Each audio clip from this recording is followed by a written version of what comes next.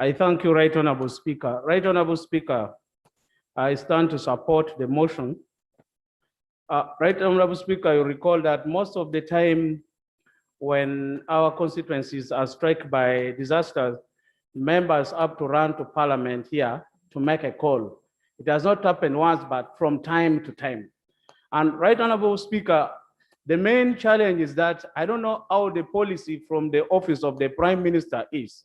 They have kind of said if the disaster is in the Department of Education, then it is the Ministry of Education to handle. If it is a health, then it is a health. Then they remain with this one of giving relief, jerrycans, and all this. Right Honorable Speaker, I think this is a time where we need to have a body that will sit there constantly mobilizing resources, designing strategies, and ready to respond whenever there is a call to respond to disaster. Because, Right Honorable Speaker, if we don't do that, then from time to time, everybody will think somebody else is going to handle it, and then we fail to do it. So I think it's a matter of policy that we put the commission in place, we put in resources, that is there constantly and mobilizing more resources so that the country can respond. Because the way we are doing it, Right Honorable Speaker, it is completely uncoordinated. The Ministry of Disaster and Preparedness is just there because even the resources that goes there, it has to deal with so many and too many things, settlement, refugees. So I think this time Parliament, we have to take this, support this motion and urge government to take it so that we are able to deal with the disaster. Otherwise, members of Parliament are stressed from time to time, and you'd wonder why from time to time we have to come here to Parliament to talk about it instead of putting in place a mechanism, a system that would anytime respond and only also continue to educate and sensitize community. The district disaster committees you see there, they're just there put us a strategy to give a defense, but they can't do anything. There are no resources for that. So, Right Honorable Speaker, I thank you. I thank the move of the motion. I support it, and I think this will help us to move a long way in dealing with the disaster in this country. Thank you, Right Honorable Speaker. Thank you. Honorable Pachuto. Then Wasomeda.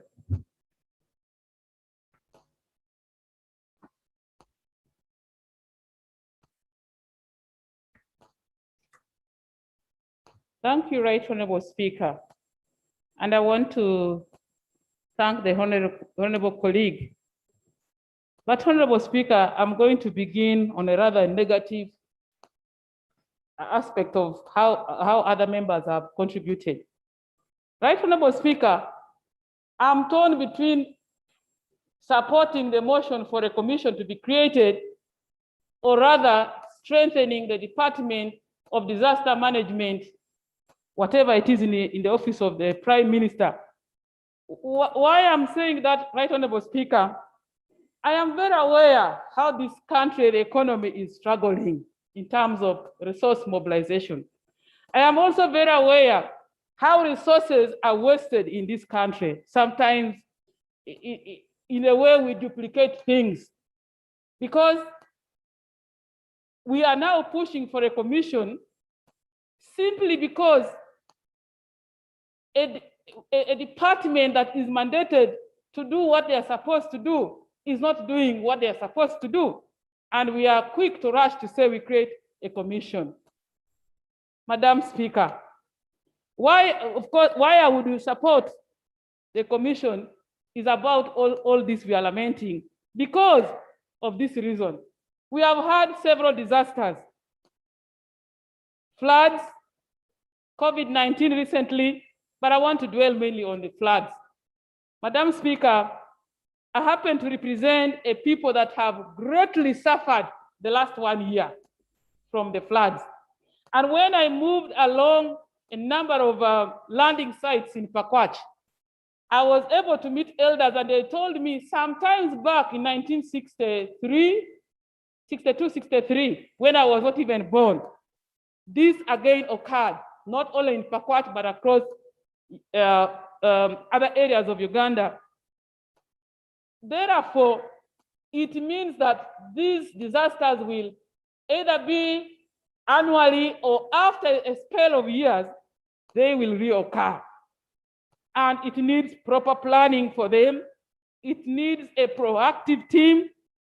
It needs a department that is fully mandated, that does not rely only on the needs assessment done by the district team, disaster team, but takes their time to get out of their comfortable seats in their offices and actually go to the communities and see for themselves.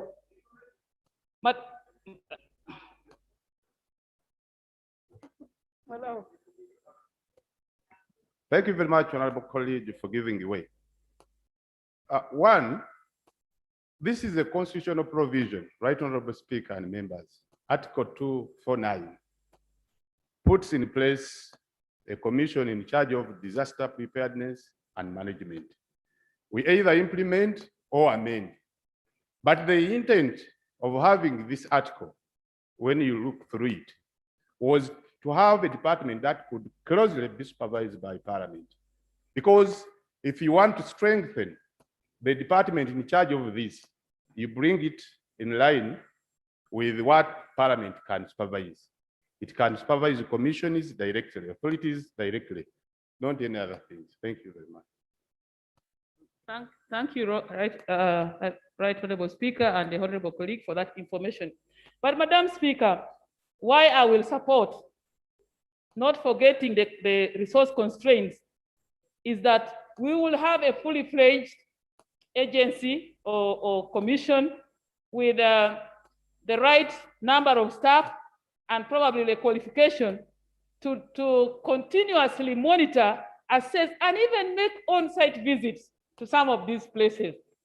Madam Speaker, if you go to the river banks now in Pakwach, yes, we are given some little support, posho, taplins, mention them, but that is in the short run. Many of these people have been forced out of their land, out of their homes, much beyond what the law requires them, the 200 meters. But even in the medium term, even in the long run, some of them have no land where to relocate. That's why they are in schools. They are housed in schools, in churches. Some of them do not even have the capacity to construct a new hut. I remember I went with a woman MP of Bulisa to meet the Prime Minister, and we suggested, in the long run, what plan do you have for these people? Let us find some land, because this will occur again. This is the time to get these people out close to the river banks, and we take them offshore. We needed the building materials, but they are giving us jerrycans and posho. Probably when the commission is in place, they will be able to proactively plan and plan beyond just one financial year. I thank you, Madam Speaker. Okay, as I invite Honorable Somera, I just wanted to restate the position of the Constitution. Article 249(1, Disaster Preparedness and Management Commission. There shall be a Disaster Preparedness and Management Commission for Uganda to deal with both natural and man-made disasters. 24(2), Parliament shall, for the purpose of this article, prescribe the composition, functions, procedure for implementation of the functions of this commission. Obviously, Parliament on its own cannot move this issue because of Article 93, but that's why the Honorable Tomoranda is saying, well, let's urge government to do it. Honorable Basemera? Okay. By the way, this command is 26 years old. This was a command of the 1995 Constitution. 26 years, not yet fulfilled. Thank you very much, Madam Speaker, for this opportunity. I want to thank my sister, Honorable Sarah, for moving this motion. And Madam Speaker, I am in support of this motion.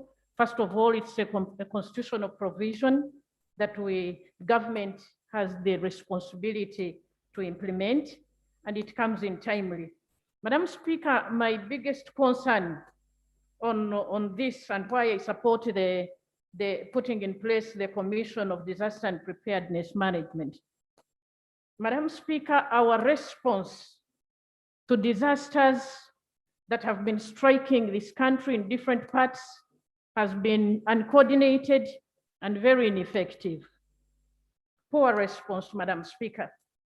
Madam Speaker, I know many times on the floor of this House, members of parliament have raised issues of disaster affecting this country in different parts, but the response has been very poor. And if this commission was in place, I think it would have been easier to manage the response.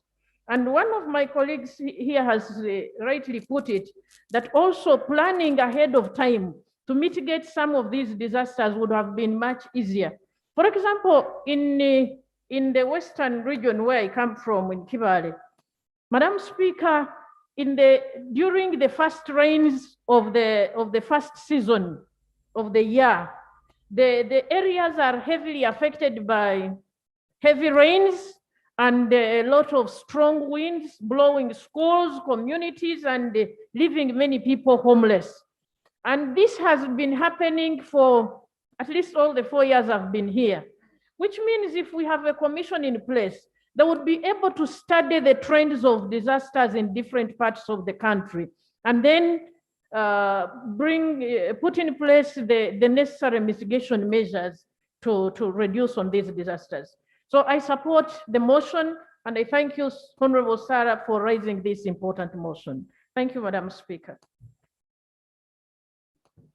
Kamateka Mbede, then Minister Mutuzo. Thank you, Right Honorable Speaker.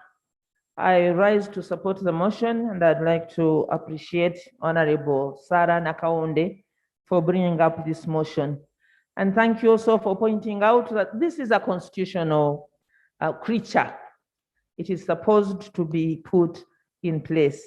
A lot has been said, but Right Honorable Speaker, when you look at the work that has been done by the other statutory commissions, like the Human Rights Commission, like the Judicial Service Commission, like the Equal Opportunities Commission, created just yesterday, but with such a great impact. Right Honorable Speaker, this country stands to benefit a lot if we put the Disaster Preparedness Commission in place. And then, of course, as members have already pointed out, these issues of disaster will no longer be dealt with on a selective basis, but rather on a comprehensive basis, case by case. Secondly, Right Honorable Speaker, the Commission will be making its annual reports to Parliament. So Parliament will be able to examine the reports, will be able to work together with the Commission to see areas that need enhanced funding. And of course, the Commission will carry out research like other commissions have done. They'll carry out research and present their proposals and be able to get sufficient funding for disaster in this country. So the Disaster Preparedness Commission is needed as of yesterday. I beg to submit. Then Minister.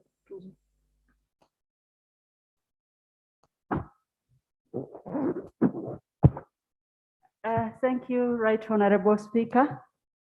And I thank the foresight of the member who have moved the motion. It is a timely motion. This will help to streamline the management of disasters. In the past 4 years, we have had disasters in Butembo, though I have not come knocking at your office, Honorable Speaker. I have written to the respective ministry. It is with pain that I state this, and I have solely one point that I want to put across that I would want you to help us communicate, that government procedure so demands that when I write to you, you should reply. I have in the past written to this the Minister of Disaster Preparedness and Minister of Education, and they did not reply. In one instance, a storm blew off a whole block of a school, a primary school that is a government school, about 4 classes. There were no iron sheets.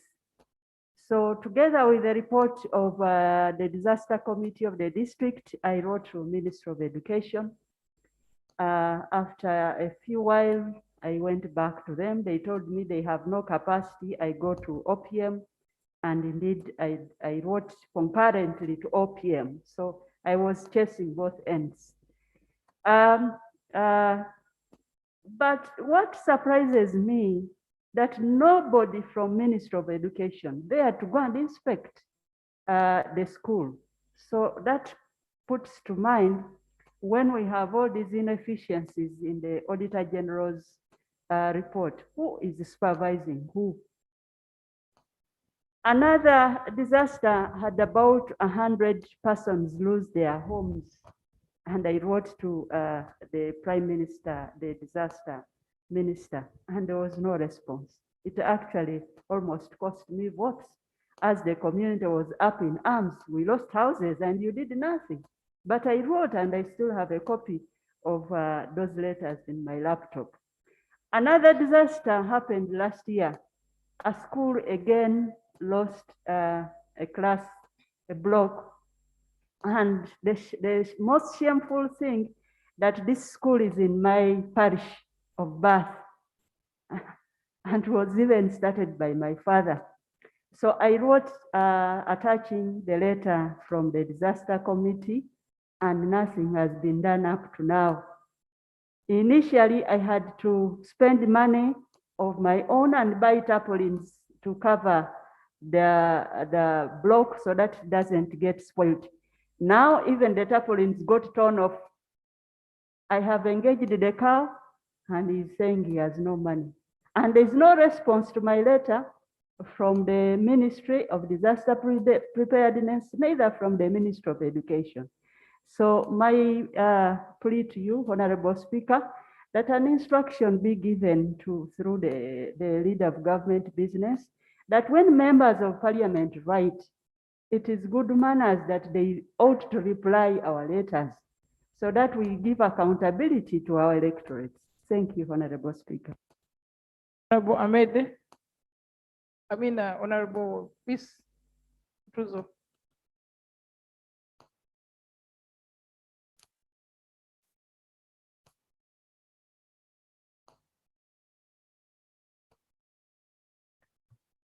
Thank you, Right Honorable Speaker. And I also want to thank Honorable Sarah for raising a very good concern.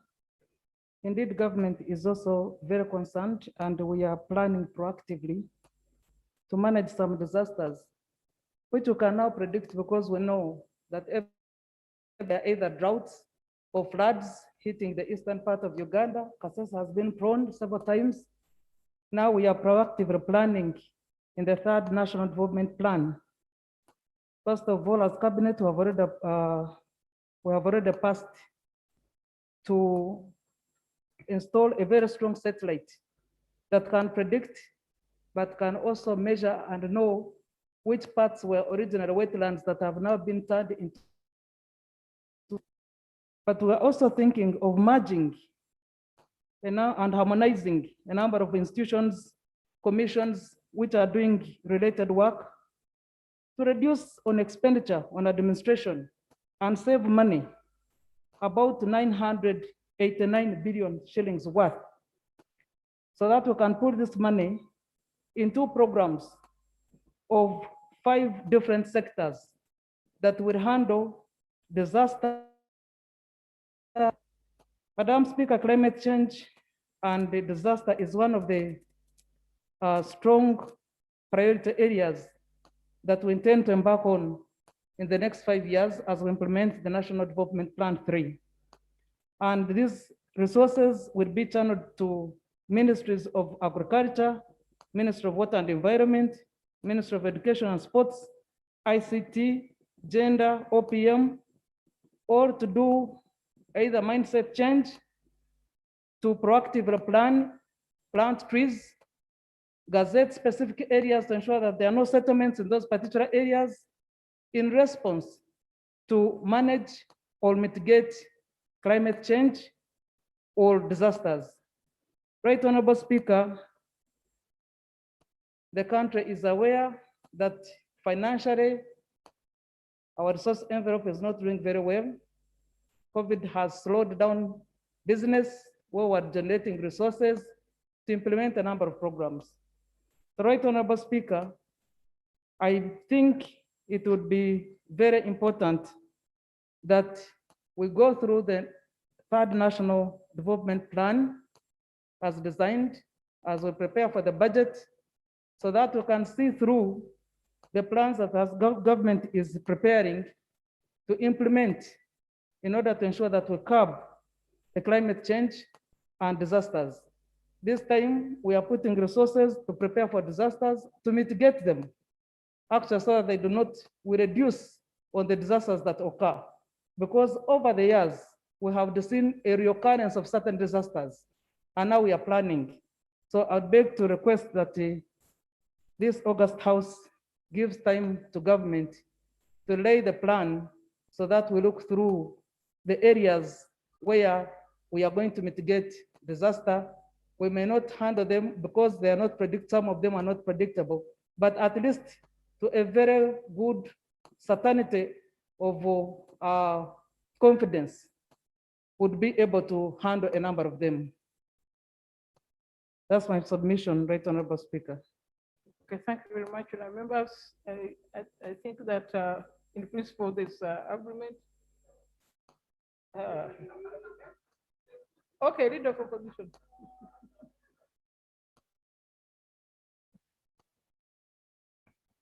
Thank you, Right Honorable Speaker.